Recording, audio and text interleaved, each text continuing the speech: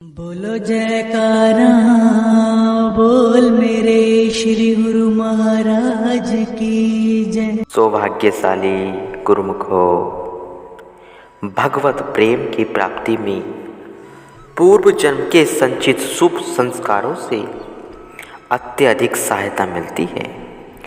जिस मनुष्य के पिछले संस्कार अति उत्तम और श्रेष्ठ होते हैं, उसकी वृत्ति बाल्यकाल से ही भक्ति की तरफ प्रवृत्त होने लगती है।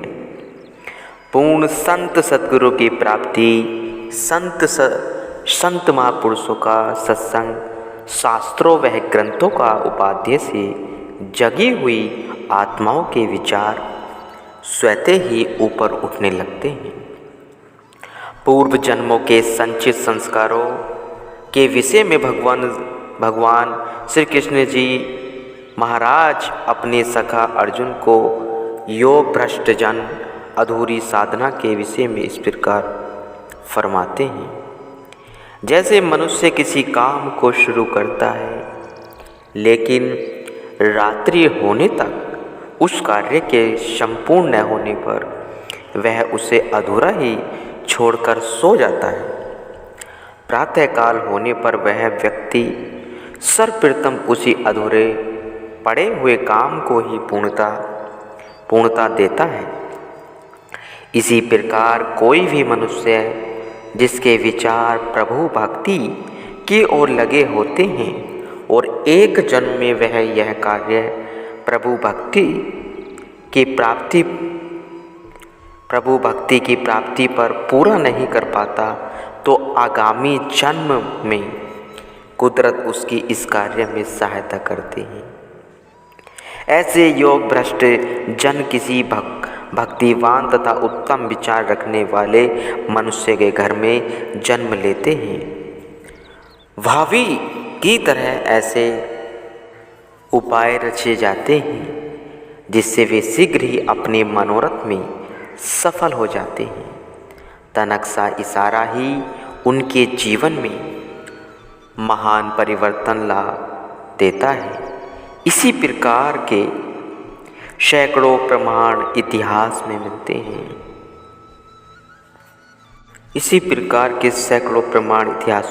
हैं। जैसे सौतेली माता के एक कटु वचन ने बालक ध्रुव की जीवन धारा को बदलकर उसे उत्कृष्ट अमर पद तक पहुंचा दिया। उत्तम संस्कार तो प्रथम ही ध्रुव अपने साथ लाया था, परंतु माता का एक वचन ही उसके जीवन परिवर्तन का उपकरण बन गया। इसका प्रमाण तो ऐसे समझना चाहिए जैसे तैयार गर्म दूध में जरा सा जामन लगा दिया जाए तो थोड़ी ही देर में वह दूध दही का रूप धारण कर लेता है। ठीक इसी प्रकार पूर्व शुभ संचित संस्कार वाले मनुष्य को भक्ति भाव की तरफ करने वाले तनक भी प्रेरणा भी उसके जीवन को आदर्श में बना देती है। ऐसे भाग्यशाली आत्माएं मालिक के चरणों में प्रेम की प्राप्ति कर अपने आचरण में जीवन से अनेकों सन्मार्ग दर्शाती हैं। इन भद्र आत्माओं का संत महात्माओं की उच्च श्रेणी में निवास होता है। जो मनुष्य आकृति से चाहे कितना भी सुंदर क्यों न हो, यदि वह किसी बात का मूल्य नहीं जानता अथवा किसी रहस्यमय बात को सुनकर तत्काल मुंह से निकाल छोड़ता है, वह व्यक्ति एक कौड़ी से भी तुच्छ है। दूसरी प्रकार की प्रकृति रखने वाला मनुष्य बात सुनकर अन्य पर प्रकट करने के लिए तक्षण न कहकर भीतर से उतावला सा बना रहता है कि अमुक बात मैंने कहनी है। वह पहले से किंचित मात्र तो अच्छा है, परंतु उसका मूल्य भी नाम मात्र ही है। जो तीसरे स्तर का सेवा अपने जीवन में उतार लेता है, अतः किसी बात को सुनकर दूसरे पर बिल्कुल प्रकट नहीं करता, प्रति उत्तर गंभीरतापूर्वक अपने अंतःकरण में रख लेता है, अपने हृदय में रख लेता है। ऐसे विश्वास पात्र वह आदर्श में चरित्र रखने वाले सज्जन का मूल्य तो बहुत ही ज़्यादा है। वही सर्वश्रेष्ठ प्राणी कहलाने के योग्य है। अतः मनुष्य को चाहिए कि वह गंभीर प्रकृति का बने। चंचल स्वभाव वाला मनुष्य स्थान स्थान पर अपमानित होता है और एक विचारशील पुरुष अपने गंभीर में द्वारा सबको प्रिय लगता है तथा सम्मान की दृष्टि से देखा जाता है। अकल हो जिस कदर जिसकी वही उसमें समाता है, कदर कीमत जवाहर की जोहरी ही बताता है। प्रत्येक व्यक्ति हर समय आनंद की ही इच्छा रखता है और उसी की प्राप्ति के लिए सारा दिन दौड़ धूप भी करता रहता है, किंतु कोई सौभाग्यशाली उसे प्राप्त कर लेता है और कोई कोल्हू के बैल की भांति वहीं का वहीं रह जाता है। इसका कारण क्या है? वह यह है कि बैल की आंखों पर पट्टी बंधी रहती है, दिन भर वह सफ़र अवश्य कर रहा है, टांगे भी बेचारे की थक जाती है, परंतु आँखों से यह तो नहीं देख पाता कि मैं कहाँ जा रहा हूँ। इसी प्रकार जो व्यक्ति अपनी जीव बुद्धि के अनुसार मन के आदेश से अपने जीवन यात्रा कर रहे हैं, वे आनंद को कदाचित प्राप्त नहीं कर सकते। इसके विपरीत जो संतों सत्पुरुषों की संगति ग्रहण करते हैं, उन्हें उनसे विचार वह बुद्धि प्राप्त होती है। उन्हें इस बात का ज्ञान हो जाता है कि सच्चा वह शाश्वत आनंद संतों सत् महापुरुषों से ही प्राप्त हो सकता है। वे इसे सच्चे वह स्थायी आनंद के भंडार होते हैं। वे ही जीव को युक्ति पूर्वक सन्मार्ग दर्शाते हैं, जिस प्रकार इस दृष्टांत में दर्शाया है। एक लड़का किसी महात्मा जी के पास प्रतिदिन जाता था। जो वस्तु जिसके पास होगी वह दूसरों को भी वही देगा। संतों सत्पुरुषों से सदैव सत्संग व सदुपदेश का ही खजाना प्राप्त होता है। एक दिन वह लड़का जब सत्संग सुनकर घर आया तो उसकी माँ ने उसे कहा, हे बेटा, जाओ यह लैंप लोहार से ठीक करवा लाओ। लड़का अपनी माँ की आज्ञा शिरोधार्य कर बाजार गया। बाजार में एक लोहार की दुकान पर पहुंचा और उसे लैंप ठीक करने के लिए कहा। लोहार ने ठीक करने के पश्चात अपनी मजदूरी मांगी।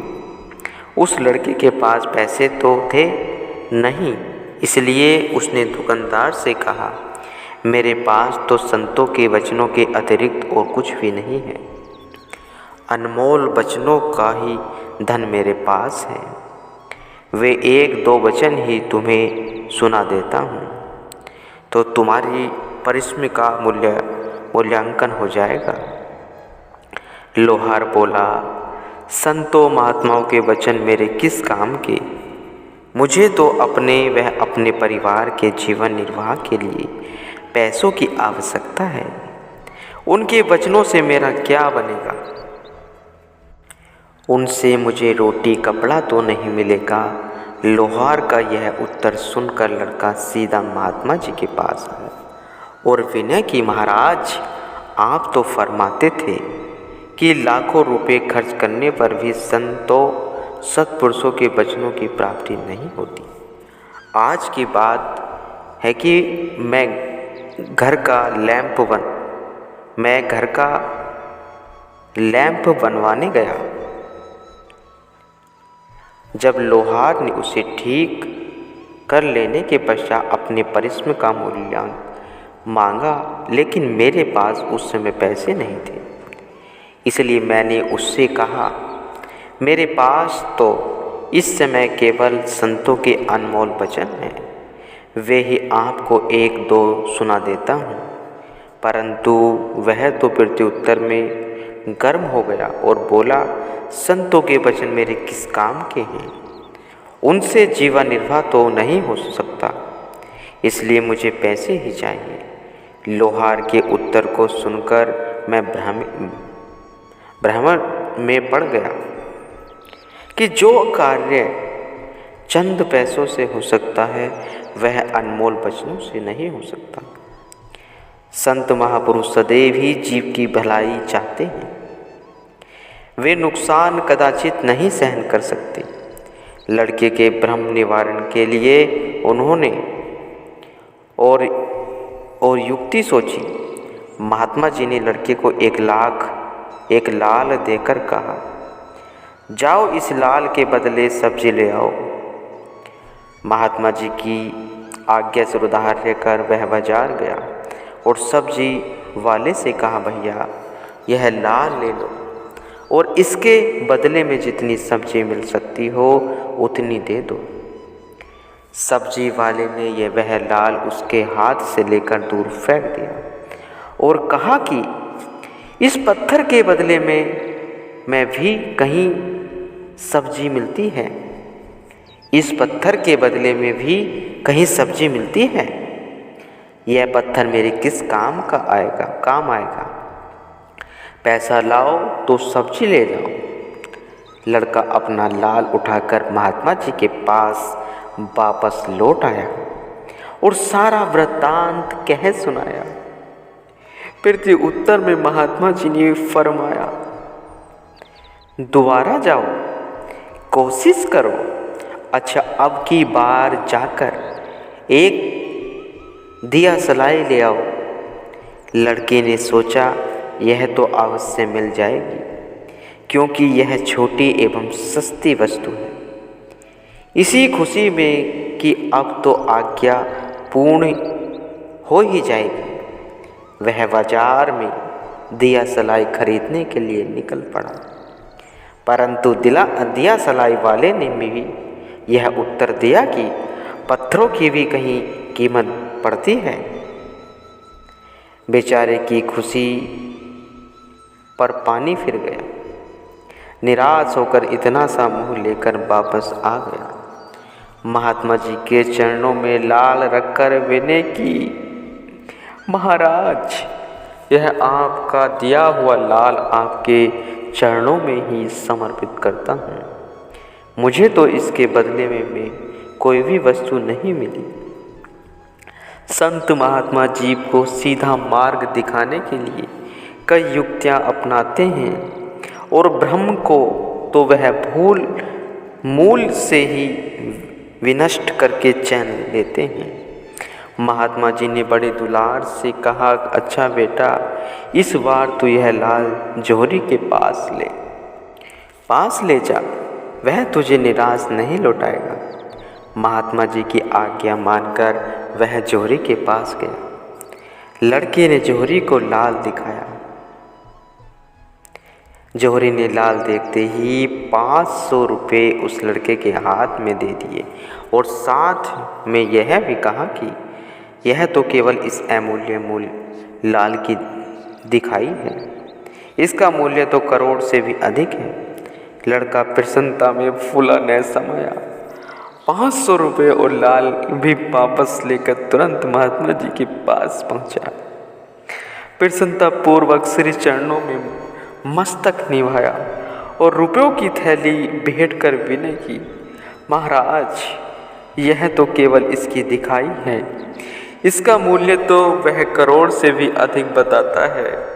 महात्मा जी ने कहा, बेटा, जिसको इसकी परख पहचान थी उसी ने इसका उचित मूल्य किया।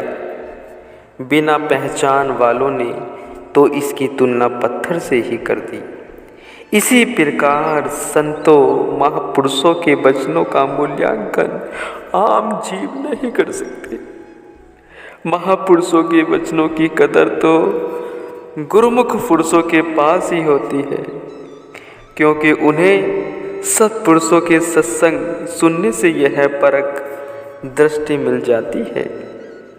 उनके पावन वचनों के अनुसार अपना जीवन यापन करते हैं। तो सहने सहने मन बुद्धि पर अज्ञान आया हुआ है। अज्ञान का आया हुआ आवरण दूर हो जाता है, जिसके परिणाम स्वरूप वास्तविकता की पहचान हो जाती है। मानव विवेकशील एवं विचारवान बन जाता है। अतः उसे यह ज्ञान हो जाता है कि मेरी निजी पूंजी महापुरुषों के वचन है और उन्हीं को हृदय संगम कर अपना जीवन सुख रूप बना लेता है। ऐसे होते हैं संतों के पावन विचार गुरुमुख।